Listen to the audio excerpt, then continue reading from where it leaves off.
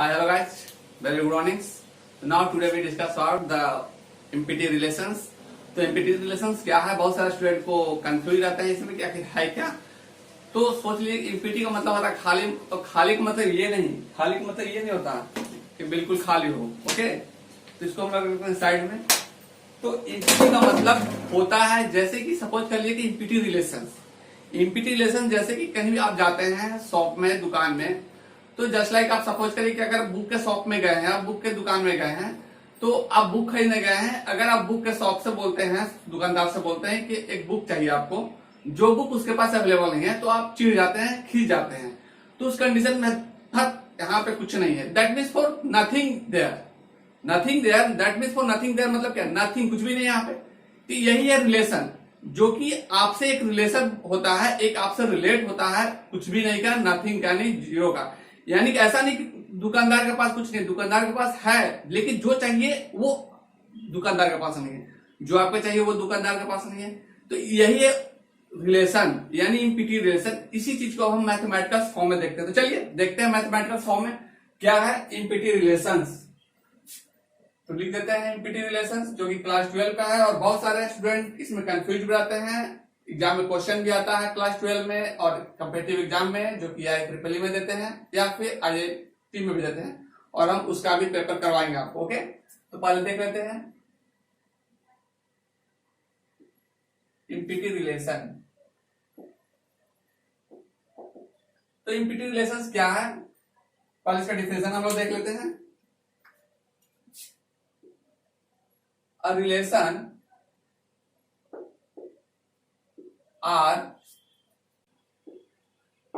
in a set of A is called empty relation.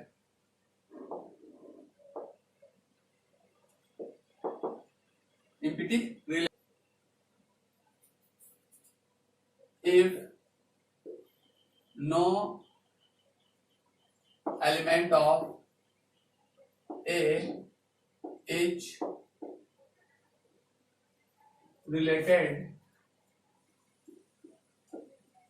to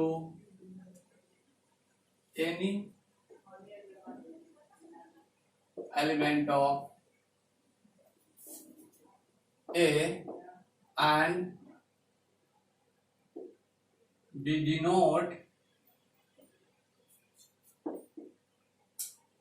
denoted such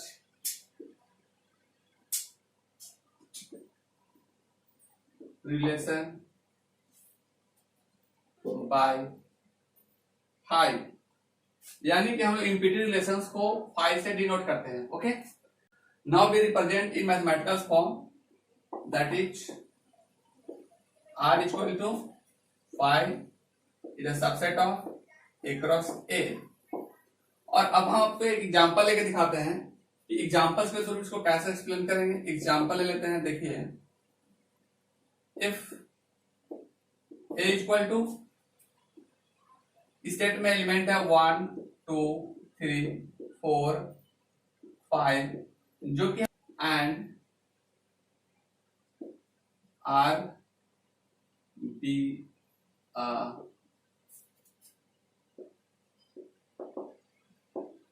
relation in A is given by R equal to the set of all AB such that A minus B equal to 6। अब यहां पे देखिए, यानी कि जो relation है, जिसको चाहिए, जो आप हैं, वो आपको 6 चाहिए, जो कि इस दुकान में नहीं है 6। ठीक है, देखिए 1 2 3 4 5 है, वही आप आ रहे हैं। ठीक है, वही आप आ रहे हैं, जो कि उस दुकानदार के पास जाते हैं और उससे मांगते हैं 6, तो आपको 6 वो नहीं देगा क्योंकि उसके पास वो है नहीं। तो यही इम्पीटी रिलेशन है। अब इसको हम लोग दिखाते कैसे, वो देखिए, सॉल्यूशन की तरफ देख लेते हैं डायरेक्ट। तो सबसे पहले जो आपको यहाँ पे दिया हुआ टर्म्स एंड कंडीशन, तो यहाँ पे 6 इसमें नहीं है। तो जब 6 नहीं है तो क्या हो जाएगा, ये इस दुकान में तो कुछ भी नहीं है, जो कि हम आपको ये बताए हैं। तो लिखेंगे देयर इज नो एलिमेंट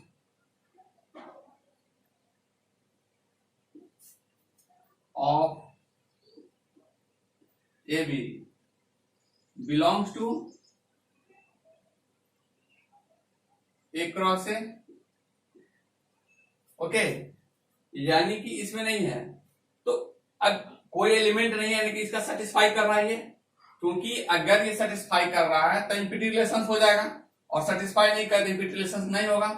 तो जब कोई एलिमेंट, अगर एलिमेंट होगा तो सेटिस्फाई नहीं करेगा, अगर एलिमेंट नहीं होगा तो सेटिस्फाई कर जाएगा। तो क्योंकि यहाँ पे there is no element of A B belongs to A cross A, यानी कि इसमें कोई भी एलिमेंट नहीं है, इसका कोई भी एलिमेंट नहीं है। देखिए कि 6 जो है ए माइनस बी इक्वल 6 है, तो इसमें 6 कभी हो सकता है क्या? पॉसिबल ही नहीं है, क्योंकि कभी भी घटाइएगा किसी भी एलिमेंट को एक दूसरे से तो कभी भी 6 नहीं आने वाला है। तो इस कंडीशन में क्या हो जाएगा कि सेटिस्फाई कर गया। सो satisfy the property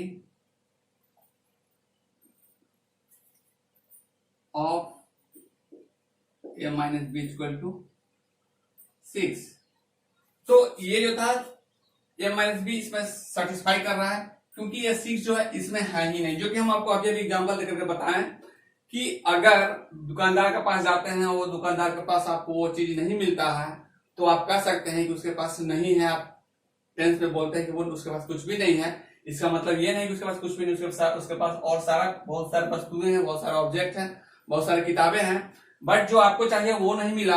तो यही है इम्पिटी रिलेशंस, कि आपके थ्रू उसके पास कुछ जो आपको चाहिए वो उसके पास नहीं है, दैट मींस ना इम्पिटी रिलेशन, यही इम्पिटी रिलेशंस को डिनोट करता है। ठीक है, तो कह सकते हैं कि हेंस R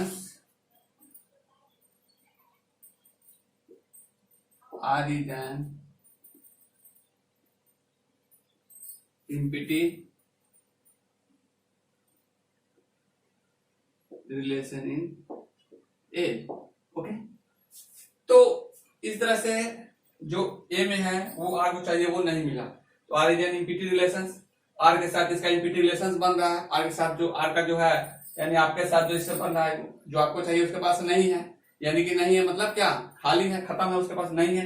इसका मतलब ये नहीं कि उसके पास कुछ भी नहीं, जैसे कि हम आपको बताएं कि इम्पिटी का मतलब ये नहीं होता है खाली होता है, इम्पिटी रिलेशंस का मतलब होता है उसके पास है लेकिन जो आपको चाहिए वो नहीं था। ओके, ये था तो मैथमेटिकल्स में भी और आपके डेली लाइफ में भी जो ऐसे यूज होता है वो हम आपको बताएं।